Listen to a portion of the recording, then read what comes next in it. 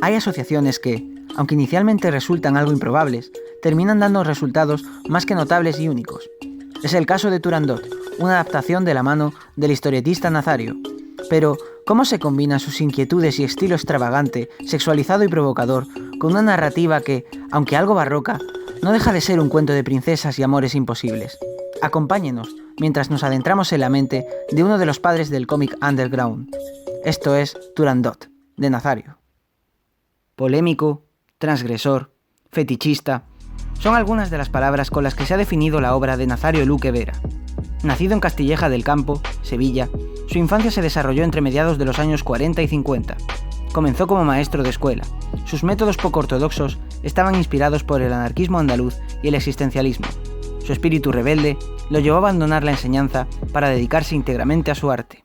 Dejó Sevilla en 1972 para hacer contactos y probar suerte con sus obras en Barcelona, en aquel momento la ciudad más europea de España, según él. Ya instalado en la capital catalana, comenzó a juntarse con otros artistas y a moverse por los ambientes del barrio chino, por los locales LGTB de la época, para distribuir sus obras clandestinamente. Asimismo, inició una serie de colaboraciones en revistas tales como El Rollo Enmascarado, Paupérrimus Comics o Star. En 1975, publica su álbum titulado La Piraña Divina, definido por algunos autores de la época como lo más salvaje que habían visto, con imágenes de violencia, homosexualidad y sexo explícito, propiciando su persecución por parte de las autoridades. Durante los años 70, sus cómics abordaron temáticas como la represión sexual, visible en el argumento de obras como Purita, Braga de Hierro. Nazario, desde sus historietas, pretendía mostrar y ridiculizar la sociedad de su tiempo, caracterizada por el puritanismo moral y religioso y el autoritarismo característicos de la ya moribunda dictadura que había conocido desde su niñez. Por ello, el sexo y el erotismo se convertirán en una herramienta de sátira y de reivindicación social en su obra. Sin embargo, los trabajos que se convertirían en las insignias de su carrera se ubicarían dentro de la revista El Víbora, que comenzó a publicarse en el 79, bajo la dirección editorial de Josep María Berenguer. Anarcoma, el detective travesti, fue su obra culmen, la que le abriría un hueco dentro del colectivo LGTB. La publicación cobrará especial relevancia en los años 80, generando un estilo visual genuino y centrando su argumento en sus ya característicos tropos: la crítica social, la sexualidad y la provocación. El personaje deambula por la Barcelona de las Ramblas y el barrio chino, junto a una colección de coloridos personajes. Precisamente, por personajes tan excéntricos pero a la vez costumbristas, reflejos de la contracultura y la sociedad alternativa del momento, algunos autores como Alberto Mira no pueden evitar las comparaciones con el cine inicial de Pedro Almodóvar. Ya en los 90, concretamente en el 92, aparecería su Turandot en las páginas de El Víbora. En 1993, la historia se publica íntegramente en un álbum de ediciones B. Es reeditado en 2014 a partir de una exposición del Cicus. Centrándonos en esta adaptación, ¿qué traslada Nazario del espíritu de la obra original? ¿Cómo casan su transgresión sexual y su violencia con el estilo y estructura narrativa de una obra musical? En primer lugar, convendría aclarar que la ópera no es ni mucho menos la versión original de esta historia. El libreto de Turandot se basa en la comedia del arte Turandot, escrita por el dramaturgo y conde Carlo Gozzi en 1762, quien a su vez se basó en un cuento persa, publicado a principios de siglo en la recopilación Los 1001 días del orientalista François Petit de la Croix. La leyenda persa original, de la que nacen todas estas traslaciones culturales, se llama Las 7 bellezas o Las 7 princesas, un poema épico que narra la elección de una esposa por parte de un príncipe persa. El libreto teatral de Carlo Gozzi fue un éxito, siendo adaptado al alemán por Friedrich Schiller.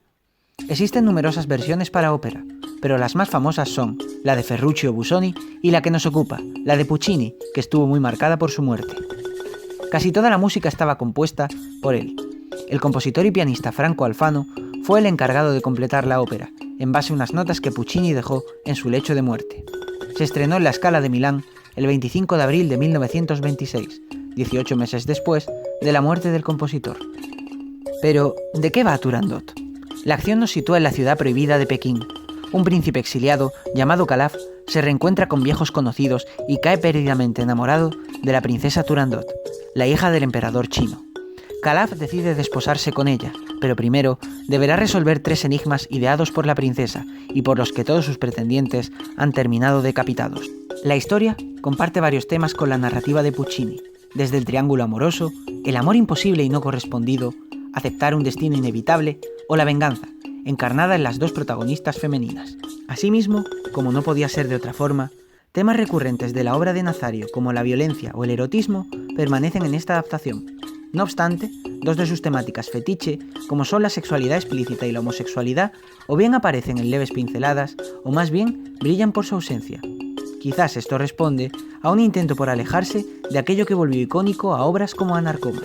Sin embargo, el cómic también se toma ciertas licencias con respecto al libreto de la ópera. En esta versión, Timur, el padre de Calaf, está muerto. Tampoco aparece Liu, la esclava de Timur y enamorada de Calaf. En su lugar, está el personaje de Adelma, una esclava del séquito de Turandot.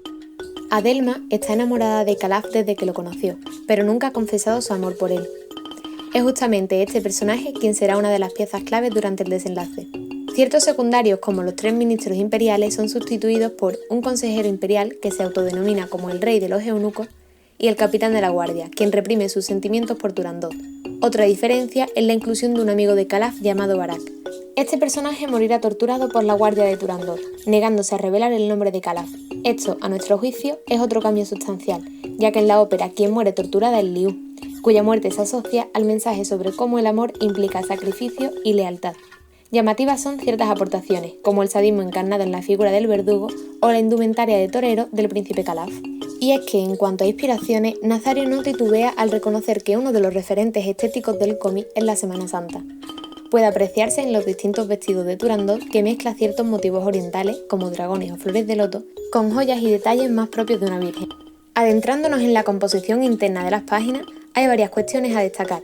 En primer lugar, atendiendo al diseño o layout de la página, tenemos viñetas que oscilan en tamaño y número, condicionando el orden de lectura en función de las dimensiones de los cuadrantes. Sin embargo, esta disposición cambia sustancialmente en ciertos momentos del cómic. Por ejemplo, destaca la composición de la página durante el segundo enigma, en la que, en una disposición de 2×6, se alternan imágenes de muerte y lujuria, miradas amenazantes y en tensión, un equilibrio entre Eros y Tánatos. En la página 24, el layout se quiebra por completo. Queda una disposición muy fragmentada, llena de detalles a los que atender, una ráfaga de imágenes y textos dispuestos de forma vertiginosa que transmiten tensión y confusión. Hablando ya de elementos propios del vocabulario de la narrativa gráfica, se aprecia un uso interesante de las onomatopeyas en el icónico momento en el que Calaf golpea el gong. Nazario dedica una viñeta para cada golpe del gong, pero omite el acto en la segunda y tercera viñeta, conservando como nexo de transición la onomatopeya, cada vez más distante. Asimismo, existe otra sucesión y asociación simbólica entre las viñetas, reflejadas en la forma de los objetos, gong, luna roja y cabeza en pica, y en los encuadres cada vez más cerrados. En cuanto a paralelismo, es destacable la contraposición de los rostros de Calaf, el nuevo pretendiente, y el príncipe a punto de ser decapitado, con la luna de sangre mediando entre ambos, formando un políptico. La composición de la página 23, a nivel simbólico, es muy relevante. Aquí se despersonaliza completamente a la princesa, mostrando su vestido fragmentado en los distintos paneles, a excepción de las viñetas superiores, donde nos muestra al padre de Turandot. Se trataría de un políptico en el que ella aparece de espaldas y sin cabeza. Solo vemos sus locuciones, mientras narra el enigma. Esto cobra especial relevancia si tenemos en cuenta que en este tercer acertijo habla de ella misma. En cuanto al movimiento interno de las viñetas, destaca la descomposición del movimiento en varios paneles, mostrando una continuidad de espacio y una discontinuidad temporal. Los ya clásicos contornos zigzagueantes en torno a los bocadillos para representar gritos hacen acto de presencia. Asimismo, las burbujas de pensamiento aquí aparecen representadas por formas rectangulares y pequeñas burbujas alrededor. En el clímax de la historia, los fondos de ciertas viñetas se tornan minimalistas, destacando por encima de las figuras únicamente por su color. Hay viñetas con fondos rojos que sirven como anticipo a la espiral de violencia. Por otra parte, hay otras con fondos negros que podrían simbolizar tanto el vacío como la intimidad, los ecos de la mente de ciertos personajes.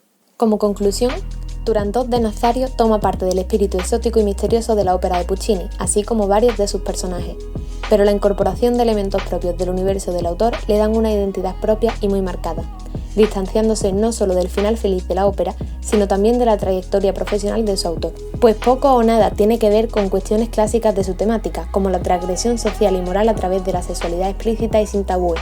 Es un ejercicio de contención por parte del historietista, un intento de hacer algo distinto.